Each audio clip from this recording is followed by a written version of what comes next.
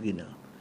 এখন আমরা যেটা বলি প্রথম জাকিদা সেটা হবে, তাকে শিক্ষা দিতে হবে যে নূরে মুজাসসাম হাবিবুল্লাহ হুজুর পাক সাল্লাল্লাহু আলাইহি ওয়াসাল্লাম ওনার সম্পর্কে, উনি নূরে মুজাসসাম, ওই কাফের ফাঁসের উনি মাটির তৈরি, নাউজুবিল্লাহ, উনি হচ্ছেন নূরে মুজাসসাম, এটা বিশ্বাস করতে হবে। এরপরে উনি হায়াতুন নবী সাল্লাল্লাহু আলাইহি ওয়াসাল্লাম, উনি হায়াতুন নবী, এটা বিশ্বাস করতে হবে। উনি হাজির নাজির, উনি সব দেখেন শোনেন বুঝেন, আমরা যা বলি সব উনি দেখেন শোনেন।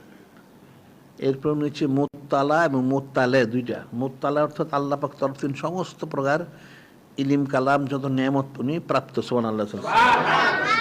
আবার মুত্তালে হলো উনি সমস্ত কিছু ওনার মাধ্যম দিয়ে, যিনি খলিক, যিনি মালিক আল্লাহ পাক, সমস্ত কিছু প্রচার প্রসার করেন, সুবহানাল্লাহ।